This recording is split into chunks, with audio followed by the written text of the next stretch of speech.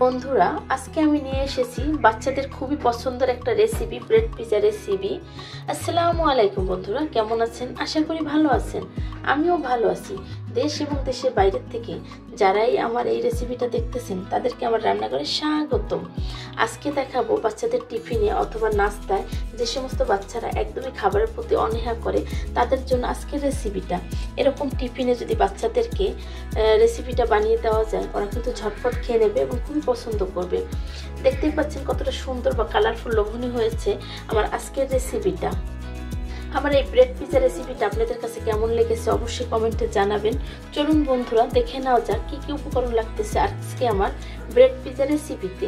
একটা লাইক দিয়ে প্লিজ ভিডিওটা দেখা শুরু করবেন।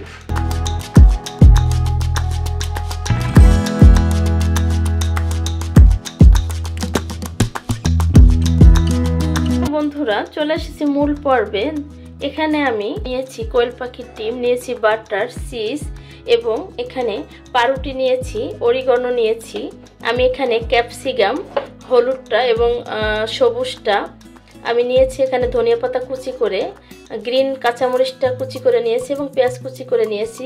আমার সাথেই থাকুন, দেখতে থাকুন আমি কিভাবে রেসিপিটা তৈরি করি। এই পর্যায়ে এখানে আমি একটা গোল একটা মুখা নিয়ে নিয়েছি। এটা ম্যাঙ্গো বারের যে দোকানে পাওয়া যায় সেই মুখাটা, এটা দিয়ে আমি ব্রেডটাকে এভাবে করে চেপে চেপে কেটে নেব। এটা আপনারা যে কোনো শেপ দিতে পারেন চাইলে, বা এভাবে ব্রেডটা স্কোয়ারও রাখতে পারেন। এভাবে করে ব্রেডটাকে গোল শেপের করে নিলাম। প্রত্যেকটা ব্রেডই এভাবে করে নেব।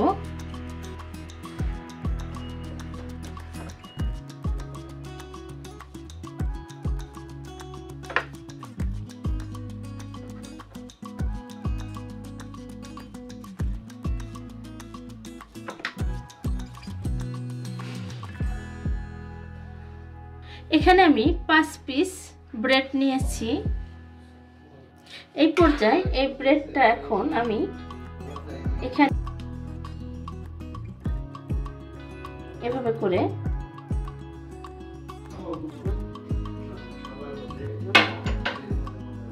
এখানে চিজ বসানো হয়ে গেছে। এই পর্যায়ে কিছু গাজর, ক্যাপসিকাম এবং ধনিয়া পাতা দিয়ে দেব। আমি দিয়ে দেব ক্যাপসিকাম,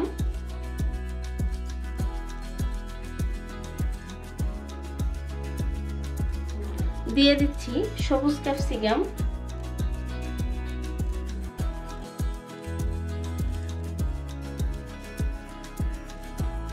দিয়ে দেব একটু পেঁয়াজ,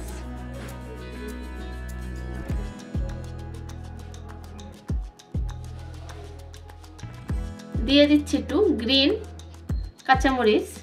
এখন এখান থেকে একটা কোয়েল পাখির ডিম আমি উপরে ভেঙে দেব।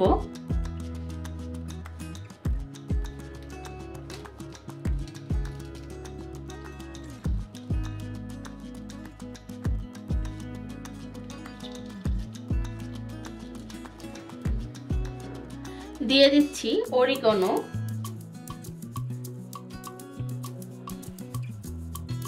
দিয়ে দেব এখন গোলমরিচের গুঁড়া,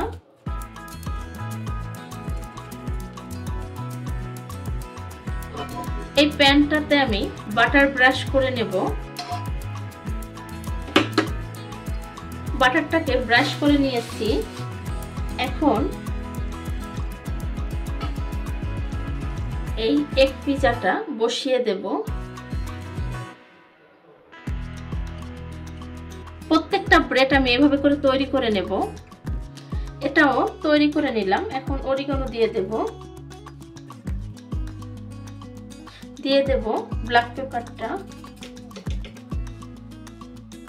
আমি লো টু মিডিয়াম হিটে রেখেছি। এখন 10 থেকে 12 মিনিট এভাবে করে ঢেকে রেখে দেব।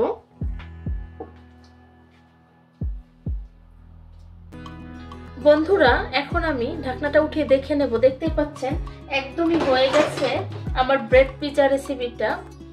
আমার রেসিপিটা যদি ভালো লেগে থাকে অবশ্যই লাইক, কমেন্ট, শেয়ার করবেন, সাবস্ক্রাইব করে দিয়ে আমার পাশে থাকবেন। যে সমস্ত বন্ধুরা ফেসবুক থেকে দেখতেছেন তারা ফলো দিয়ে রাখবেন। আজকের রেসিপি আমার এই পর্যন্তই। দেখা হবে নতুন কোনো রেসিপি নিয়ে। ভালো থাকবেন, সুস্থ থাকবেন। আসসালামু আলাইকুম, আল্লাহ হাফেজ।